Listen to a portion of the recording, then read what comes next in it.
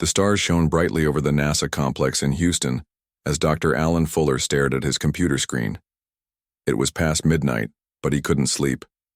Something about the data from the Deep Space Monitoring Station didn't make sense. The readings showed an object moving toward Earth at impossible speeds, then suddenly slowing down as it entered the solar system. Alan rubbed his tired eyes and reached for his coffee. At 42, with gray starting to show in his brown hair, he had spent most of his life studying the stars. He never expected them to study back. "Dr. Fuller, you need to see this," said his assistant, knocking urgently on his office door. Before Alan could answer, his phone rang. The caller ID showed it was General Williams from the Global Defense Force. "Dr. Fuller, we need you at Mission Control immediately. We have a situation." 30 minutes later, Alan stood in a room full of military personnel and government officials, all staring at the main screen. A spacecraft of unknown design had entered Earth's orbit. "It doesn't match any known configuration," said Susan Ward, the lead engineer. Her blonde hair was tied back and worry lines creased her forehead. "And it appears to be damaged." Major Olivia Scott stepped forward. At 35, she was one of the GDF's most respected officers. "Our satellites show radiation leaking from what we believe is their engine room. They're in trouble." "Have they made contact?" Alan asked. As if answering his question, the communication system crackled to life. A weak signal came through, showing a creature that looked nothing like the aliens from movies. It had 4 eyes, gray-blue skin, and spoke with a voice that sounded like it was underwater. "This is Captain Vexnar of the Galactic Confederation scout ship Horizon. We come with urgent warning. Please respond." The room fell silent. After 70 years of wondering if we were alone in the universe, humanity had its answer. General Williams nodded to the communications officer. "This is Earth. We receive you." "No time," the alien said, coughing. Green fluid leaked from a wound on its side. "The void comes. Your system is next.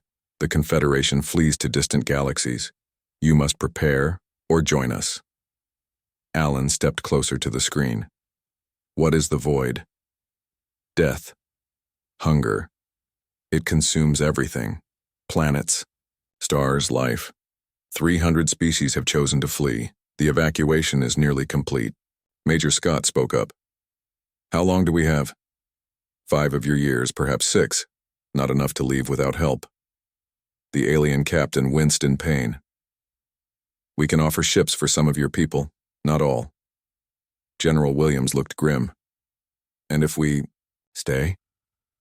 Then you will face what the combined might of the Confederation could not defeat."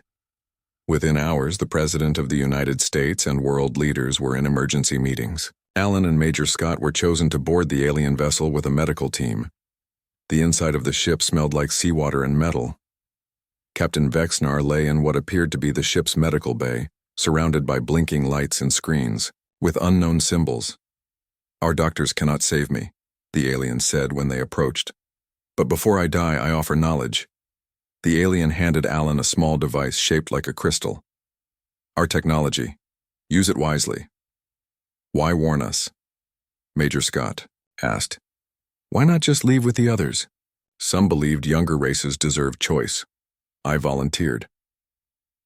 The alien's 4 eyes focused on them. "Your world has something unique, something our scientists noted but did not understand. An element in your planet's core exists nowhere else. We have found." Alan looked at the crystal in his hand. "Will this help us fight?" "Perhaps. Or help you build ships to follow us."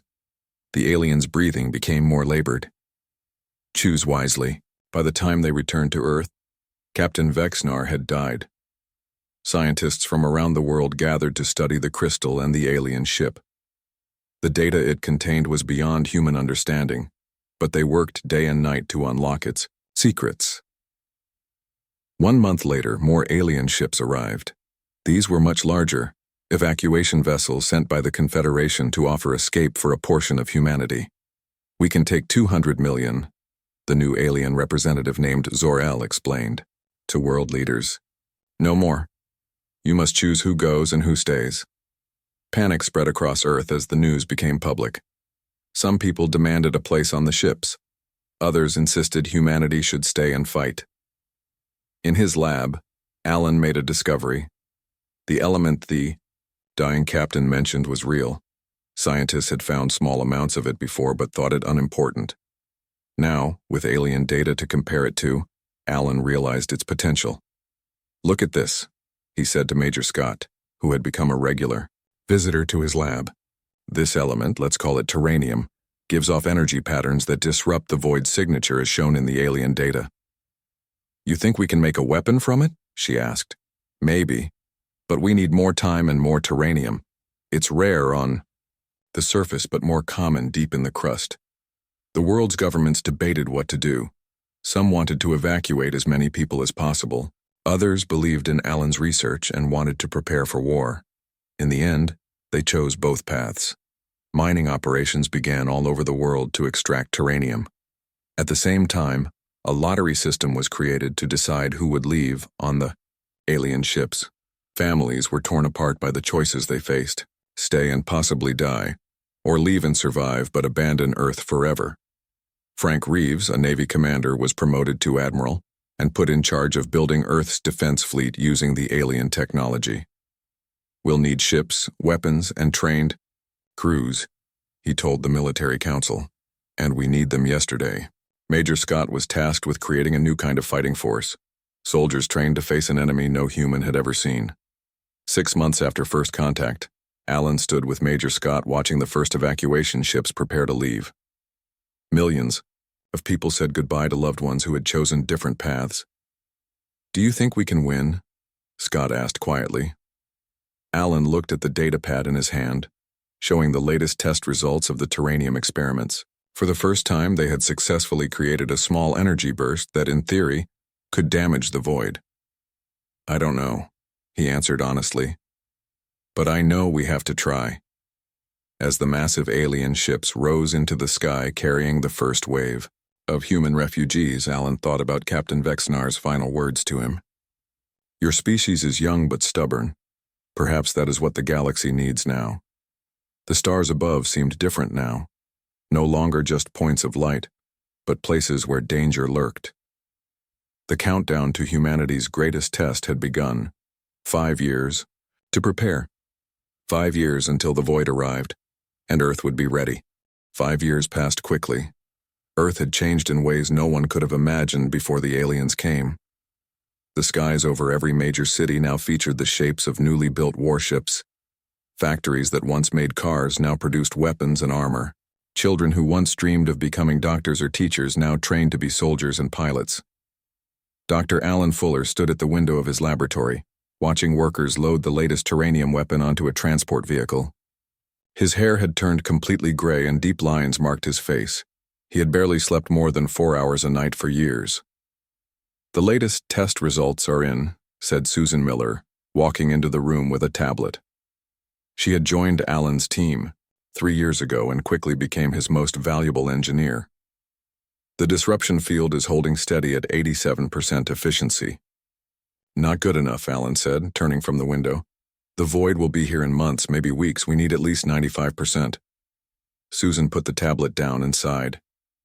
"We've come so far, Alan. 5 years ago, we didn't even know terranium could be weaponized. Now we have ships and defense satellites equipped with it. And yet the simulations still show us losing."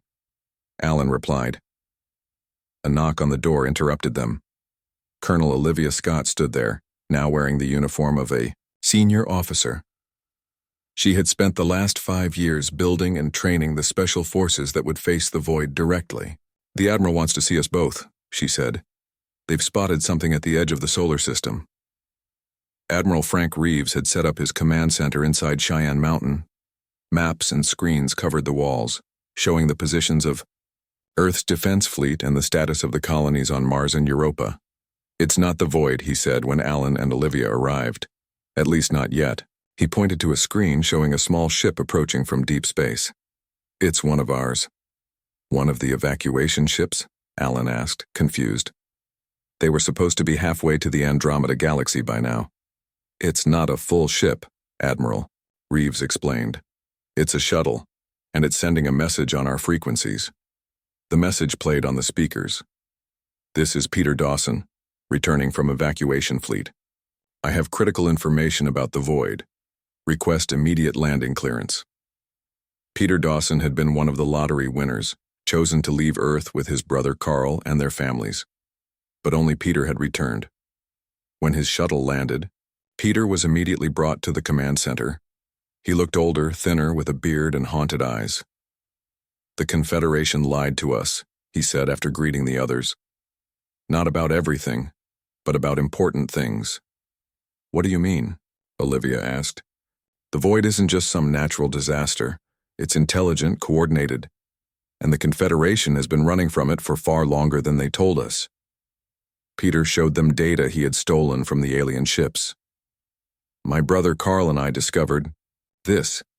They've been tracking the void for over 1,000 years. It doesn't just consume random systems, it targets worlds with advanced civilizations."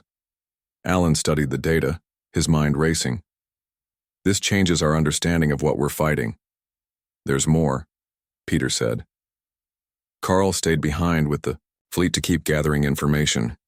He managed to send me one last message before I left." He paused, looking at them all. "The void avoids certain types of stars, those with unusual magnetic fields. It's possible it has a weakness." Admiral Reeves leaned forward. "Why did you come back? You could have stayed safe with the evacuation fleet." "Because Earth is worth fighting for," Peter said simply, "and because I believe we can win." That night, sensors at the edge of the solar system picked up the first signs of the void. Dark shapes moving between the stars, blocking their light. They were still far away, but they were coming. Admiral Reeves ordered the fleet to take defensive positions near Neptune. The outer colony on Europa began evacuating people back to Earth.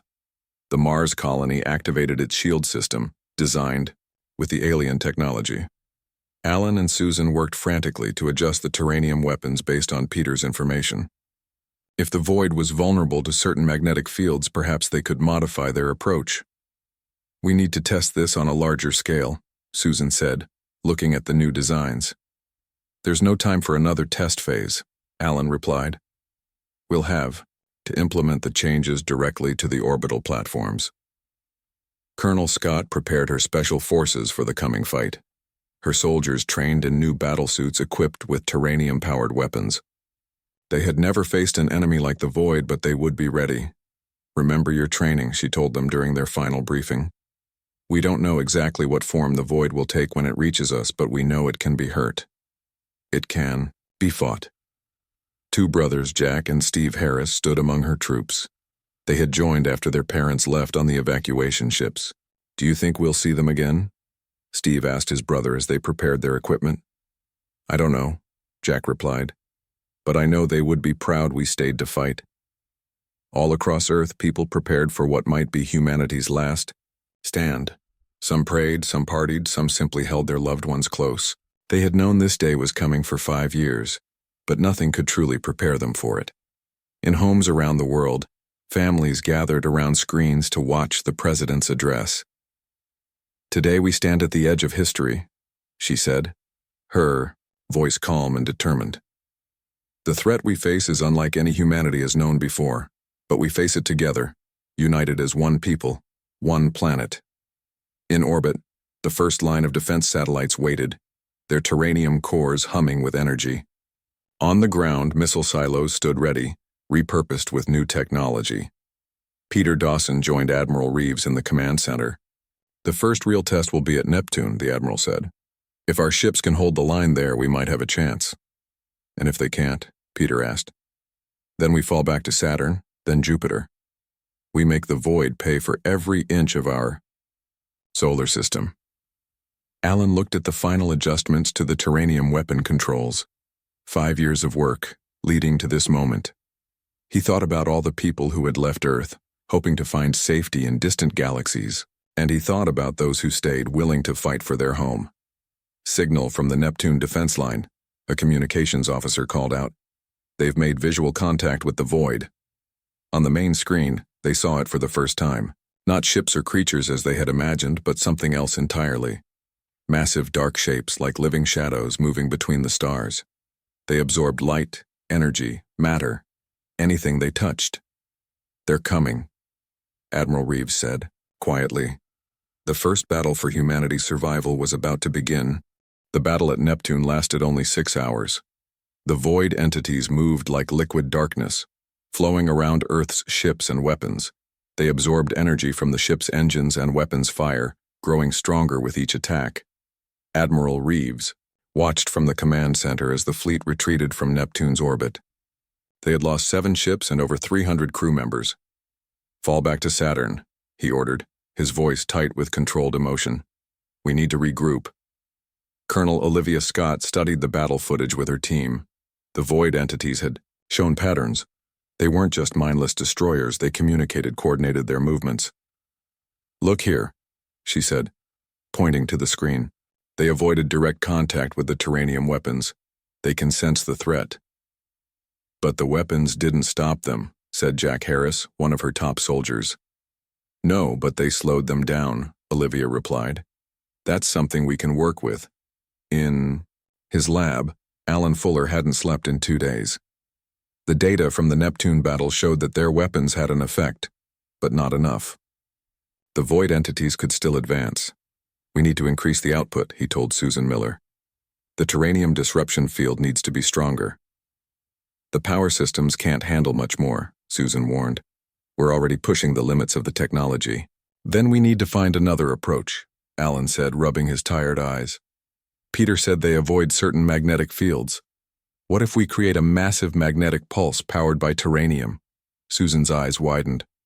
"That might work, but we'd need a delivery system big enough to generate the field. None of our ships have that capacity." "What about the Mars colony shield?" Alan suggested. "It was designed to cover the entire colony with a protective field. We could repurpose it." Admiral Reeves didn't like the idea of sacrificing Mars, but he understood the strategy. "If we can lure the void there, and then trigger the shield to emit a Terranium-enhanced magnetic pulse instead of a defensive barrier, it could destroy a significant portion of them," Alan finished. The plan was set.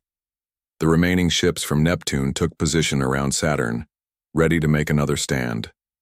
But this time they had a different goal, not to win but to gather data and buy time. Colonel Scott led a special mission with a small team including the Harris brothers. They took a stealth ship designed with alien technology, aiming to get close enough to the void to study its structure. "Remember, we observe only," she told her team as they approached the dark mass now consuming Neptune's moons. "No engagement unless absolutely necessary." Their ship's sensors recorded everything as they drifted silently past the outer edge of the void.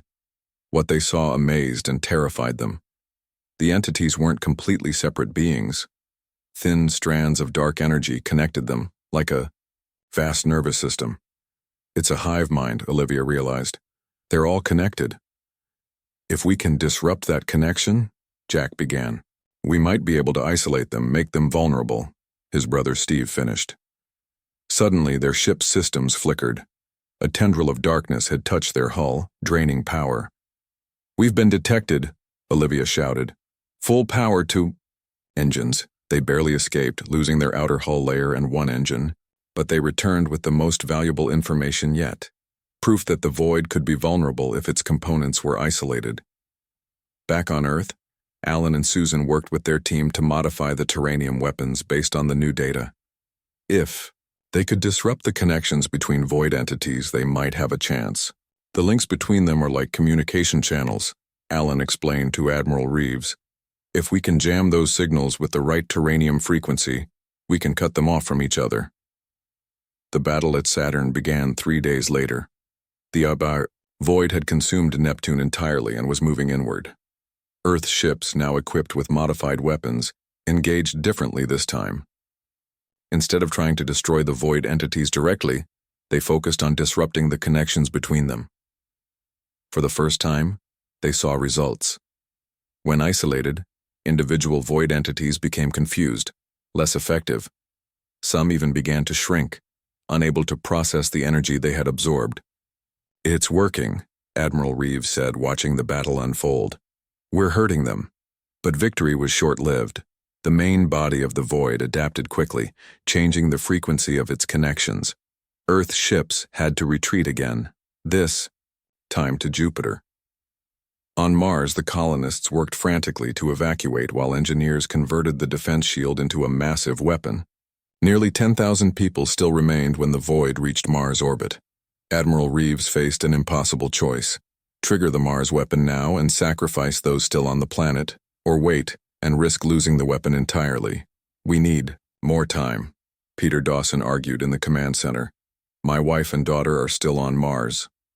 If we wait too long, the void will discover what we're doing and target the shield generators first," Admiral Reeves countered. In the end, a small group of Mars colonists made the decision for them. Led by the colony governor, they volunteered to stay behind and manually trigger the weapon when the void was fully engaged with the planet. "We choose to stay," the governor told Earth in his final transmission. "For humanity." They watched from Earth as Mars glowed bright blue for a brief moment, then seemed to explode with light. The terranium-enhanced magnetic pulse spread outward like a shockwave, tearing through the void entities surrounding the planet. For the first time, the void retreated. Nearly a third of its mass had been destroyed in the blast. "They can be hurt," Olivia told her troops as they prepared for the next phase. "They can be killed."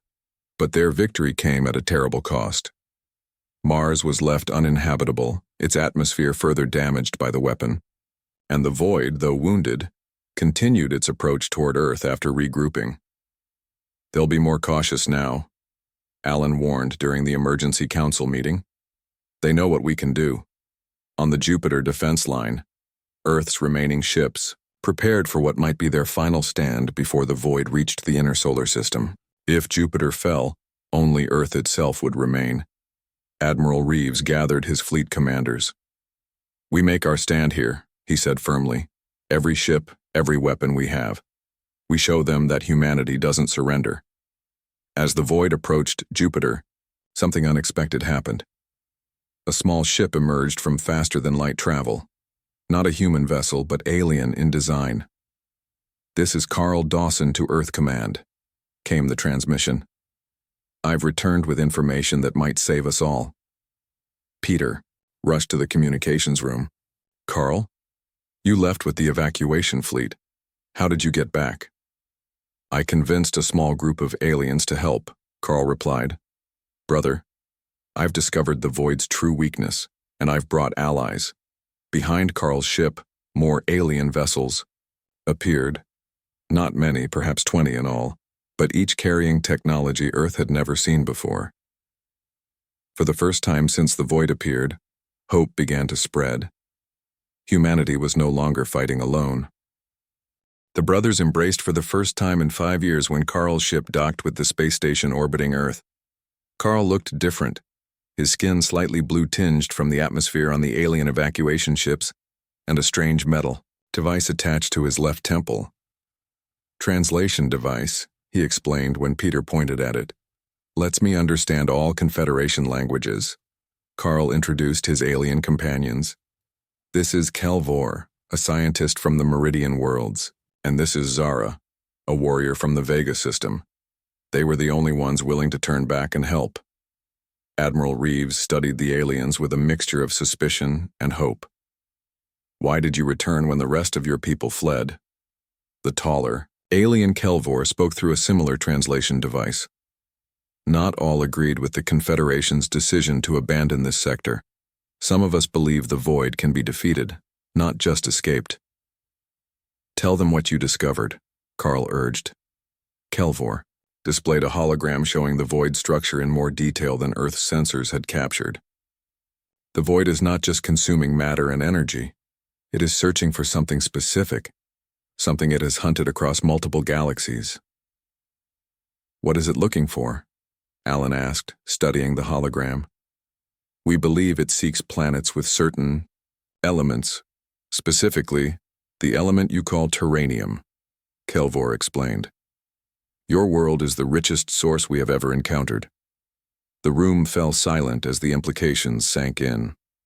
"That's why it's targeting Earth specifically," Alan said, finally. And why our terranium weapons have some effect, we're using the very thing it wants against it. Zara, the warrior alien, stepped forward. Her skin was deep red, with ridges where humans would have eyebrows. My people have fought the void before, in our home system. We lost, but we learned. The void has a center, a core entity that controls all others. Destroy that and the rest become dormant. How do we find this core? Colonel Scott asked. It always stays protected, usually in the center of the swarm, Zara replied. No fleet has ever reached it. Carl pulled up more data on the screen. But we might have something the previous defenders didn't, a way to locate it precisely. He explained that he had stolen research from the Confederation archives showing that the Void's core emitted a unique frequency that was normally masked by the surrounding entities. However, the frequency became detectable when the Void actively consumed terranium. We need to give it what it wants, Carl said. A small amount of pure terranium, enough to attract the core but not enough to make it stronger. A trap, Admiral Reeves said, understanding. The plan they formed was dangerous but possible. They would use Jupiter's defense line as a decoy while a small strike team led by Colonel Scott would take a specially designed ship carrying a terranium beacon. When the Void's core revealed itself to consume the terranium, they would strike with a new weapon the alien scientists were helping to develop, a terranium implosion device. It's essentially turning the Void's hunger against itself, Alan explained to the Leadership Council, creating a chain reaction that should collapse the core from within. Susan Miller worked day and night with Kelvor to build the new weapon. The energy requirements are enormous, she warned. We'll only get one shot at this. While they worked, the Void continued its advance, moving past Jupiter despite heavy losses from Earth's fleet and the alien reinforcements. The battle for the solar system was reaching its climax. On the day before the mission, Peter found his brother staring at the Earth through a viewport on the space station. Do you regret coming back? Peter asked. Carl shook his head. Never. The evacuation fleet will keep running forever, always one step ahead of the Void. That's not living. You might have been safe. No one is safe while the Void exists, Carl replied. Besides, I promised my daughter I'd help save her home so she could return someday. Colonel Scott selected her team carefully, the Harris brothers for their combat skills, 2 pilots trained on the alien technology, 3 engineers to handle the terranium device, and Carl for his knowledge of the Void's patterns. The alien, Warrior Zara, insisted on joining them. My people have fought the Void longer than yours, she told Olivia. You need my experience. The mission launched as the Void reached the asteroid belt between Mars and Earth. Admiral Reeves commanded the main fleet, drawing the Void's attention with a full attack using every ship still capable of fighting. Alan and Susan watched from the command center as the battle unfolded. The screen showed chaos, human ships firing alongside alien vessels, the Void entities absorbing and consuming whatever they touched.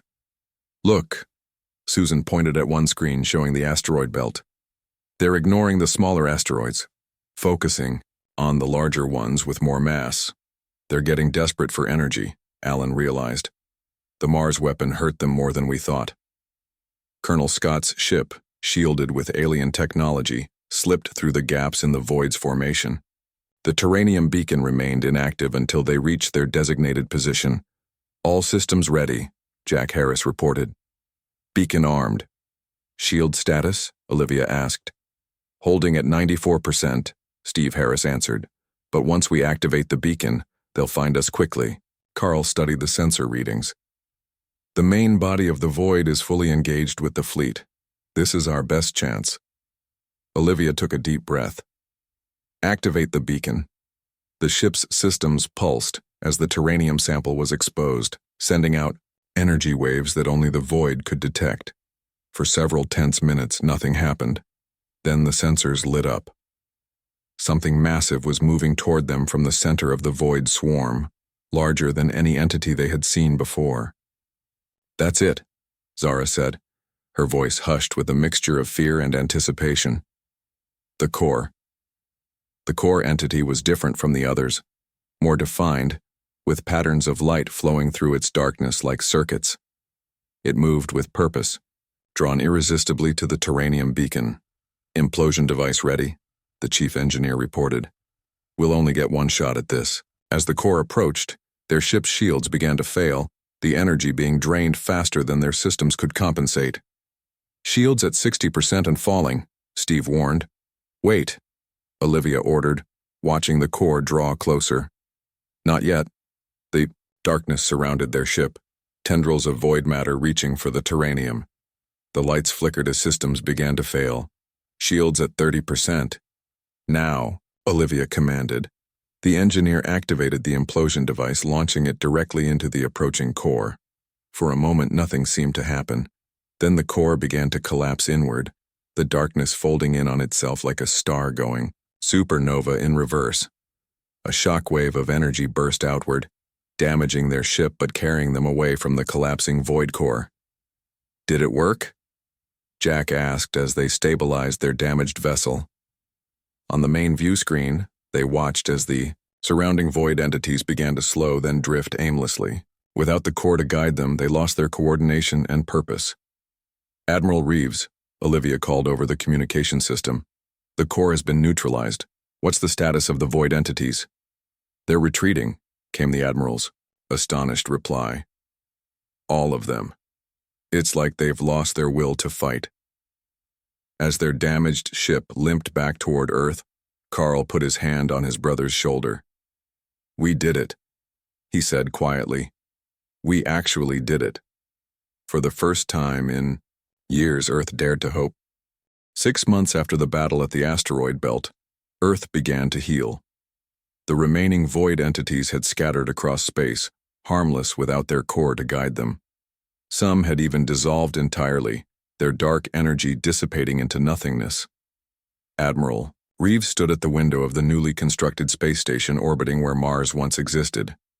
The red planet was gone, but in its place they had built a memorial and defense outpost. From here, they could monitor the solar system for any signs of the void's return. "Hard to believe it's over," Peter Dawson said, joining him at the window. "Not over," Admiral Reeves corrected him. "Just the beginning of something new." On Earth, cities damaged during the brief attacks by void entities were being rebuilt. But more importantly, a new sense of unity had emerged among the people of Earth. Old conflicts seemed small compared to what they had faced together. Dr. Alan Fuller and Susan Miller continued their research into Terranium. They had discovered that the element could be used for more than just weapons. It had properties that could revolutionize energy production, space travel, and medicine. "We could power entire cities with just a small amount," Susan explained, to the World Council, "and the radiation it emits can be tuned to heal certain diseases." Colonel Olivia Scott, now General Scott, led the newly formed Earth Defense Force. Her experience fighting the Void had taught her valuable lessons about warfare beyond anything humans had known before. "We can't assume the Void was unique," she told her officers during a training session. "There may be other threats out there. We need to be ready." The Harris brothers, Jack and Steve, had become heroes after their role in the mission to destroy the Void's core. They now trained new recruits, sharing their experiences and knowledge. "The universe is bigger and stranger than we ever imagined," Jack told a group of young cadets. "But that doesn't mean we can't face it." Carl Dawson worked closely with the aliens who had stayed to help Earth rebuild. Kelvor and other Confederation scientists shared technology that accelerated human development by decades. "Your people have earned the right to this knowledge," Kelvor told Carl as they reviewed plans for a new type of faster-than-light engine. "You did what 300 other species were afraid to do." Zara, the warrior alien, had established a training program with General Scott, teaching humans about other species they might encounter, both friendly and hostile. "The void entities were not the only predators in our galaxy," she warned, "but you have proven you can adapt and overcome." 3 months later, Earth received its first transmission from the evacuation fleet that had fled years ago. They had traveled far, established new colonies, but lived in constant fear of the Void following them. "We've received reports that the Void has retreated from this sector of space," the message said. "Is this true? Is Earth still there?" Admiral Reeves personally replied, "Earth stands. The void has been defeated. You are welcome to return home." The news spread quickly across the stars. Ships that had hidden in distant systems began to emerge. Alien species that had abandoned their worlds considered returning. Earth became known as the planet that stood, a symbol of resistance and courage. 1 year after the Void's defeat, the first evacuation ships began to return. Families that had been torn apart were reunited. Among them were Carl's wife and daughter, who rushed into his arms as they stepped off the transport. "You kept your promise," his daughter said, tears in her eyes. "You saved our home." Peter watched the reunion with a smile. His own family had stayed on Earth, but he understood the joy of coming home. In the years that followed, humanity expanded outward into the solar system once more. They built a new colony where Mars once existed, using advanced terraforming technology shared by their alien allies. They named it Phoenix. Dr. Alan Fuller, now in his 60s, continued to study the Void even after its defeat. He believed that understanding it completely was the key to preventing similar threats. The Void entities were drawn to Terranium, he explained to Susan Miller as they examined samples in their lab. But why? What property does it have that they needed so badly?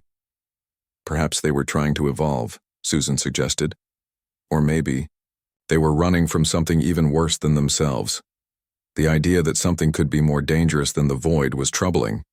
But humanity was no longer the naive species it had been before first contact. They had faced extinction and survived. They had stood when others fled. 5 years after the Void's defeat, Earth launched its first deep space exploration vessels. Built with a combination of human ingenuity and alien technology, these ships could travel faster and farther than anything before.